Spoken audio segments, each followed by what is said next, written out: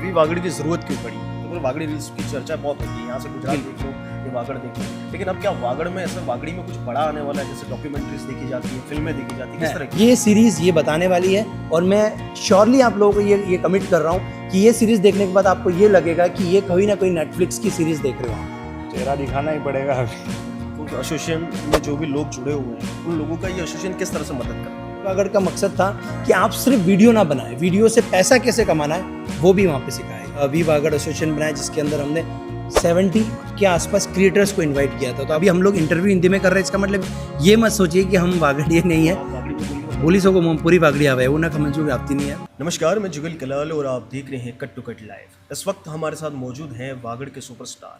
ये सुपरस्टार इसलिए भी क्योंकि वागड़ी भाषा को देश भर में पहचान दिलाई।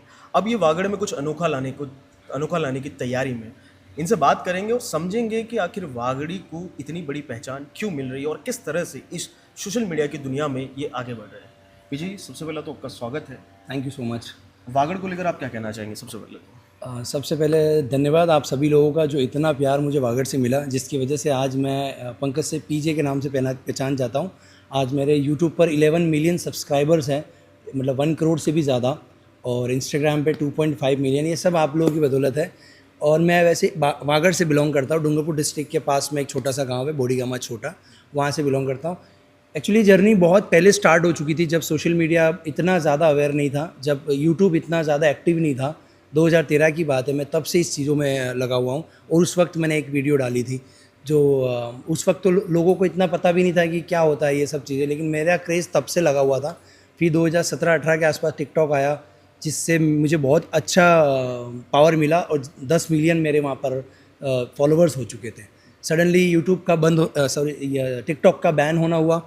फिर हम लोगों ने यूट्यूब पर ज़्यादा फोकस किया, इंस्टाग्राम पर किया, तो ऑडियंस ने सब जगह एक्चुअली हमको प्यार दिया, बहुत ज़्यादा दिया। अब मैं वागड़ की बात करता हूँ। आपने जैसा कि बोला कि वागड़ को इतनी पहचान मिल रही है, ठीक है, अच्छी बात है, मिल रही है, लेकिन मैं कहूँगा ये पूरा आप जो क्रेडिट देना चाह रहे हो मुझे, वो मुझे मत दीजिए, क्योंकि मैं वागड़ी लैंग्वेज में बहुत कम वीडियोस बनाए मैं ज़्यादातर हिंदी बनाए, लेकिन मैंने हिंदी में हर प्लेटफॉर्म पे खड़े होकर बड़े जैसे मुझे IWM बस का अवार्ड मिला था, बेस्ट कपल अवार्ड, जो भी अभी भी मेरे पास है, तो जो कि 5 साल में एक बार होता है लगभग।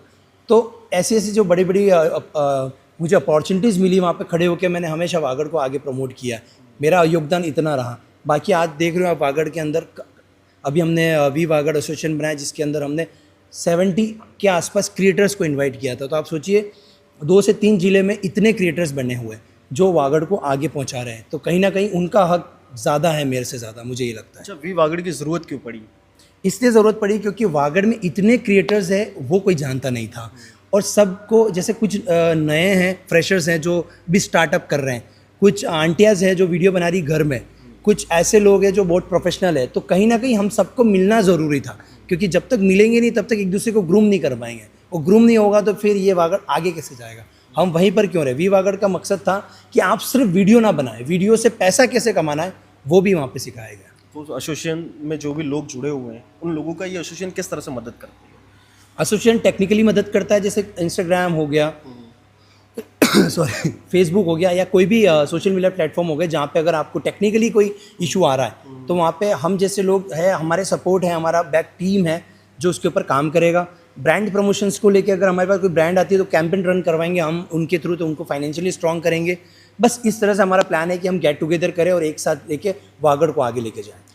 जैसे कि वागड़ी भाषा में आजकल देखा जा रहा है कि बहुत सारे रील्स देखे जा रहे हैं, स्क्रॉल करते हुए वागड़ी रील्स की चर्चा बहुत होती है। यहाँ से गुजरात देख लो, ये वागड़ देख लो, लेकिन अब क्या वागड़ में ऐसा वागड़ी में कुछ बड़ा आने वाला है? जैसे डॉक्यूमेंट्रीज देखी जाती है, फिल्में देखी जाती है, किस तरह की चीज़? मैं आपको बताता हूँ। एक्चुअली क्या ना, वागड़ में सभी लोग कंटेंट बना रहे हैं, आप लोग देख रहे हो, और मोबाइल से वीडियोस बनाते हैं, अच्छा कंटेंट बना रहे हैं, लेकिन कहीं ना कहीं लोगों के अंदर ऐसी धारणा है, जो अभी मैंने थोड़े दिन पहले ऑब्जर्व की, कि लोगों को यूँ लगता है कि वागड़ वीडियो में भी पिछड़ा है।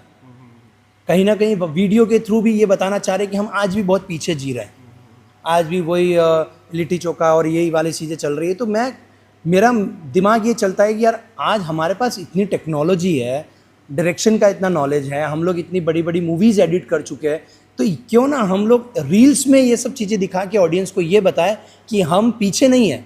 एक्चुअली हम वो काम कर रहे हैं जो पब्लिक की डिमांड है, लेकिन हमारे पास नॉलेज और इक्विपमेंट्स और सब चीज़ों में हम लोग टेक्नोलॉजी में आगे हैं। ये सीरीज़ ये बताने वाली है और मैं श्योरली आप लोगों को ये कमिट कर रहा हूँ कि ये सीरीज़ देखने के बाद आपको ये लगेगा कि ये कहीं ना कहीं नेटफ्लिक्स की सीरीज़ देख रहे हो आप। अब आर एस लखारा के पास पहुँचते हैं। ये वो इन शख्स हैं जिन्होंने पहली बार वागड़ी में डबिंग की। नाम सब जानते थे, चेहरा कम लोगों ने देखा था, लेकिन डबिंग की दुनिया में उन्होंने एक अपना अलग ही नाम छोड़ा था। भले नाना भाई पाटेकर हो, ऐसे कई डबिंग की। क्या लगता है कि जैसे कि आप डबिंग करते थे, अब तब आप यूट्यूब पे थे, अब रील्स का ज़माना आ गया है, क्या अंतर है इन दोनों में? समय बदल रहा है। अब मेरे को यूट्यूब पे कर लिया मैंने जितना भी करना था। अब मैं चाह रहा हूँ कि पूरी जनता ही जब इंस्टाग्राम पे आ गई है तो मैं सिर्फ यूट्यूब तक सीमित क्यों रहूँ। तो मैं भी इंस्टाग्राम पे आने वाला हूँ और मैंने बहुत लंबा गैप ले चुका हूँ। मैं शायद 1.5 साल लगभग हो गया मुझे। मैं फिर से वीडियोस नॉर्मली लाने से पहले मैं किसी एक बड़े प्रोजेक्ट से जुड़ना चाह रहा था और ये बड़ा प्रोजेक्ट वही है। पहले देखा गया कि आप अपने चेहरे कम दिखाते थे, इस बार क्या चेहरों से चीज़ें करेंगे कि अपना चेहरा दिखा के? चेहरा दिखाना ही पड़ेगा अभी। मार्केट में चेहरे की डिमांड है। अभी मैं एक बात बताना चाहता हूँ, जो लखारा का जो कमबैक है वो सीरियसली मतलब मैंने इतनी सीरीज़ की है, मैंने बहुत सारे काम किए, मैंने अराउंड 30 सीरीज़ बनाई है इस रील्स पे। तो मुझे ये लग रहा है कि ये कुछ समथिंग डिफरेंट रहने वाला है और कमबैक हो तो ऐसा हो, ये बोलोगे आप लोग इसको देख के। अच्छा, मुझे एक चीज़ बताइए, आप रील्स बनाते हैं 15 सेकंड, 30 सेकंड, 50 सेकंड, 1 मिनट, आखिर उस 1 मिनट या 30 सेकंड की रील पे कितनी मेहनत होती है और किस तरीके से उस पर काम होता है? देखो डिफरेंट कैटेगरीज में डिफरेंट मेहनत होती है। जैसे आप सीरीज़ को कंपेयर करोगे तो आप मतलब ये समझ लो एक मूवी के लेवल की मेहनत है, क्योंकि सीरीज़ में हमने वही सेटअप्स वही इक्विपमेंट्स यूज़ किए जो हमने मूवी में किए थे। अगर हम नॉर्मली वीडियोस की बात करें तो उसमें भी बहुत मेहनत होती है, क्योंकि आपको कंटेंट सोचना होता है, कंटेंट को एग्जीक्यूट कैसे करना है, स्क्रीन प्ले कैसे करना है, उसको एडिट कैसे करना है और लोगों से रिलेट कैसे करना है, ये सारे टास्क ही होते हैं एक तरह से। अब ये सबसे बड़ी बात एक देखी जा रही है कि यहाँ पे जो युवा है, हर जगह का, भले वागड़ का कहीं का भी, उसको आगे आना है सोशल मीडिया में। और एक सबसे बड़ा सवाल उसके दिमाग में, क्या वो पैसा कमा पाएगा? तो क्या पैसा कमा पाएंगे? बिल्कुल कमा पाएंगे, इसीलिए हमने वी वागड़ एसोसिएशन बनाया है। देखो वीडियोस बनाना बहुत इजी है, वायरल होना भी बहुत इजी है, लेकिन आप एक दिमाग में एक थॉट लेके चलिए कि आपको किस कैटेगरी में आगे बढ़ना है। क्योंकि अगर आप फैशन इन्फ्लुएंसर हो तो आपके पास काम बहुत ज़्यादा आएगा, आप एक एंटरटेनमेंट इन्फ्लुएंसर्स हो तो आपके पास काम कम आएगा, लेकिन आपको उसके अंदर एक पहचान बनानी है। आपका कंटेंट कितना क्लीन है, कितना रिलेटेबल है, कितना ऑडियंस, कितना ब्रांड रिलेटेबल कंटेंट है। ब्रांड को क्या चाहिए, आपको आप बना रहे हो वो ठीक है, लेकिन ब्रांड उसको रिलेट कर पा रहा है कि नहीं कर पा रहा है। अगर कर पा रहा है तो आप वहाँ से पैसा कमा पाओगे। दूसरा सबसे बड़ा प्लेटफॉर्म है आज के टाइम में यूट्यूब, जो आपको ब्रांड से पैसा नहीं देगा, वो आपको व्यूज़ पे पैसा देता है। आज हमारे भी 11 मिलियन सब्सक्राइबर है यूट्यूब पर, तो मैं बहुत अच्छा खासा वहाँ से कमा रहा हूँ, क्योंकि वहाँ पे इतना रेवेन्यू मिलता है जितना हम लोग किसी भी नौकरी से या बिजनेस से आई डोंट थिंक कि हम कमा सकते हैं। ठीक है, हमारे बीच में लोकेश भाई भी हैं, उनसे बात करते हैं। लोकेश भाई, सबसे बड़ा सवाल तो यही है, आप डांस वांस करते थे, सारी चीज़ें करते थे, लेकिन अब सोशल मीडिया आ गया, ठीक है, तब कितना डिफिकल्ट था और अब कितना आसान है, या फिर अब डिफिकल्ट? डांस तो केडी करता है। मैं जो भी डांस चीज़ आप करते हैं। मैंने एक कैरेक्टर पकड़ा है वागड़ में, वागड़ का डॉन। तो उसको मैं मतलब मैंने ज़्यादा रोल किए है, विलन के रोल ज़्यादा किए, तो मैं उसको आगे लाना चाहता हूँ। मैंने वही कैरेक्टर अपना लिया अपने अंदर कि मैं वागड़ का डॉन, तो मैं उसमें कुछ करना चाहता हूँ, मुझे लोग उसमें जाने। तो मैंने अभी जो हमारी सीरीज़ आई है उसमें मैं मेरा खुद का कैरेक्टर लिया है मैंने, वागड़ का डॉन।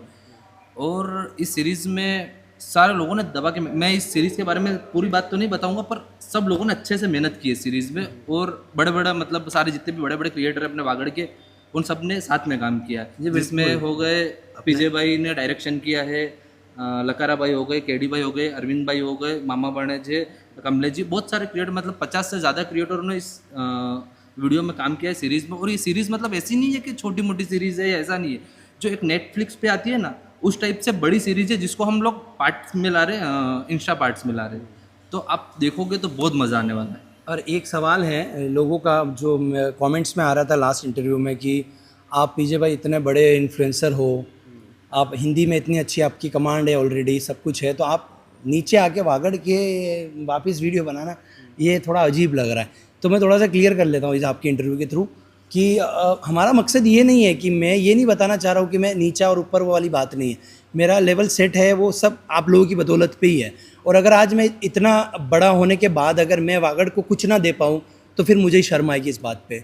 तो ये प्रोजेक्ट मैं सिर्फ वागड़ वालों के लिए बना रहा हूँ। ये मतलब नहीं है कि मैं आने वाले टाइम में सिर्फ वागड़ी वीडियो बनाऊँगा, ये नहीं है।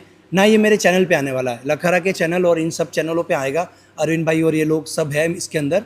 तो मेरा बेसिकली इसमें डायरेक्शन है, स्क्रीन प्ले मैंने किया है और हमने मिलके इस कहानी को एग्जीक्यूट किया है। तो आप इसको एंजॉय कीजिए। आप ये मत सोचिए कि मैं आगे आने वाले टाइम में सिर्फ वागड़ी की वीडियो बनाने वाला हूँ, ऐसा नहीं है। बट इस वीडियो से आप मेरे टैलेंट को और इनके टैलेंट को पहचान पाओगे।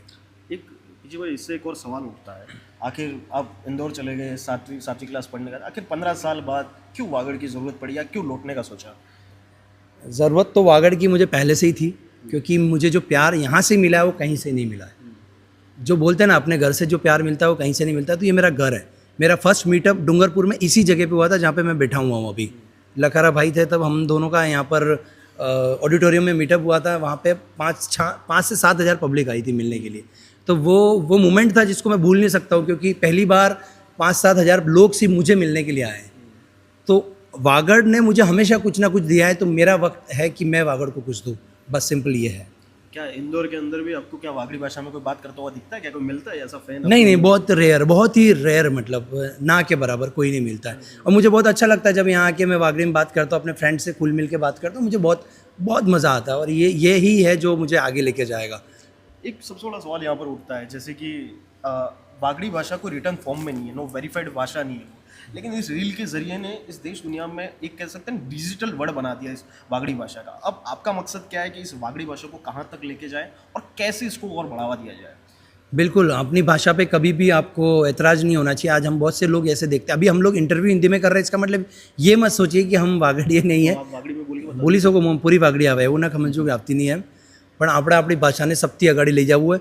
जैसे हमारे हुआ है कैसे मनकों के पास बैठना उठना, वो लोग नहीं समझते तो हमको हिंदी बोलना पड़ता है। आपकी ऑडियंस हो सकती है यहाँ पे हिंदी भी होगी, इसलिए हमको हिंदी बोलना पड़ रहा है, लेकिन अपनी मातृभाषा को कभी नहीं भूलना है। आज डिजिटली वागड़ी बहुत ज़्यादा प्रमोट हो रही है, तो कहीं ना कहीं आप बोल रहे हो रिटर्न में नहीं है, तो आने वाले टाइम में हो सकता है कि उसका भी कुछ ना कुछ इनोवेशन हो जाए। तो अब ये सारी चीज़ें हैं, और ये सब बदौलत हमारी नहीं है, सारे क्रिएटर्स की है। जितने वागड़ के क्रिएटर्स हैं वो कहीं ना कहीं योगदान दे रहे हैं।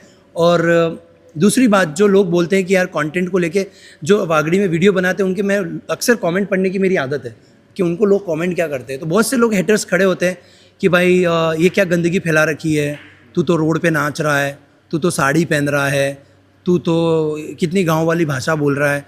तो ये जो कमेंट्स है ना, ये कहीं ना कहीं मुझे लगता है कि ये ऐसे लोग हैं जो फ्रस्ट्रेटेड है अपनी लाइफ से, जो कभी कुछ नहीं कर पाए, वो जो कर रहे हैं उनको कुछ करने नहीं देना चाहते या उनकी सक्सेस से जलना चाह रहे हैं। तो भाई ऐसा मत करो, हमारी वागड़ी प्रमोट हो रही है कहीं ना कहीं कैसे भी। आप देखो इंटरनेट, अभी हमने मूवी देखी रिसेंटली हाउसफुल 5, अब यकीन नहीं करोगे हमने इंटरवल में बाहर आ गए थे, क्योंकि इतना डबल मीनिंग और इतना हद डबल मीनिंग था कि हम उसको बर्दाश्त ही नहीं कर पाए। अब मैं आता हूँ पॉइंट पे, अब लोग यहाँ पे छोटा सा मजाक कर लेते हैं अगर रील में, तो लोग बोलते हैं कि क्या न्यूडिटी दिखा रहे हो या क्या गंदा कंटेंट बना रहे हो, क्या डबल मीनिंग कर रहे हो। तो ऐसा कुछ नहीं है। आज कोई भी इंसान दूध का दूल्हा नहीं है। हम घर में भी कहीं ना कहीं ऐसी ऊंची आवाज़ में कुछ ऐसे शब्द यूज़ कर लेते हैं जो कॉमेडी बन जाते हैं, लेकिन अगर वो वीडियो में दिखा दे तो लोगों को पसंद नहीं है। तो कंटेंट को लेके फ्रीडम देना सीखिए आप लोग। मैं ये चाहता हूँ कि कंटेंट फ्रीडम, हाँ ऐसा होना चाहिए कंटेंट कि वो कंटेंट आपके परिवार के साथ आप बैठ के देख सको, इतना फ्रीडम होना चाहिए। फिर आप सोचो कि नहीं 90s के ज़माने 80s के ज़माने में आप इस तरह से कंटेंट बनाओ, तो फिर कंटेंट में हंसी भी नहीं आएगी और आप लोग लाइक भी नहीं करोगे। एक आखिरी सवाल, बहुत सारे बच्चे अपने माता पिता को मना रहे हैं कि मुझे सोशल मीडिया कंटेंट क्रिएटर बनना है, एक मैसेज जो उनके माता पिता को कि आने दीजिए सोशल मीडिया पर, क्या चीज़? देखिए सबसे पहले अगर सबसे पहले अगर मेरा एग्जाम्पल देखोगे तो मैंने शुरुआत की थी तब हमारे फाइनेंशियली स्ट्रांग नहीं थे हम लोग, हमारी फैमिली बहुत पुअर फैमिली से मैं बिलोंग करता हूँ, कोई इतना ज़्यादा कुछ था नहीं और हम लोग गरीबी में ही जिए। तो ऐसे वक्त में मेरे पेरेंट्स बहुत ज़्यादा अच्छे थे, जिन्होंने उस वक्त में स्ट्रगल करते हुए उन्होंने मेरे को सपोर्ट किया कि तू आगे कर। लेकिन आज का टाइम बहुत आगे आ चुका है। आज लोगों को ये है कि नौकरी करे, जॉब होना चाहिए, तो बिज़नेस होना चाहिए, कहाँ इन सब चीज़ों में लगे। अगर लेकिन आपका बच्चा अगर करना चाहता है, उसके अंदर क्रिएटिविटी है, तो मैं ये चाहता हूँ कि लाइफ के ज़्यादा नहीं, अगर वो कुछ भी कर रहा है, उसकी जॉब करने दो, उसको पढ़ाई करने दो, लेकिन उसकी लाइफ का 1 घंटा उसको देना चाहिए इस कंटेंट क्रिएशन में। हो सकता है कि आने वाला वो पीजे बन जाए, आने वाला वो हो सकता है कि वो आशीष चंचलानी बन जाए, भुवन बम बन जाए, कोई भी बन सकता है। तो ये मैं सिंपली ये बोलना चाहूँगा कि आप अपने बच्चों को 1 से 2 घंटे अगर वो अपनी क्रिएटिविटी में देना चाहता है तो प्लीज़ आप मना मत करिए उनको। ये हमारे बीच में थे पीजे भाई, RS लखारा भाई, लोकेश भाई और केडी भाई। इन्होंने बताया कि किस तरह से वागड़ के जो थिएटर्स हैं वो आगे बढ़ रहे हैं और वी वागड़ करके एक एसोसिएशन तैयार किया और किस तरह से इस वागड़ी भाषा को वर्ल्ड वाइड लेके जा रहे हैं। वो अपनी एक शॉर्ट फिल्म में लाने वाला है इंस्टाग्राम पर। तो देखिए इनकी शॉर्ट फिल्म जो आने वाली है और बने रहिए कट्टू कट लाइव के साथ। मैं जुगल कलाल, नमस्कार। धन्यवाद।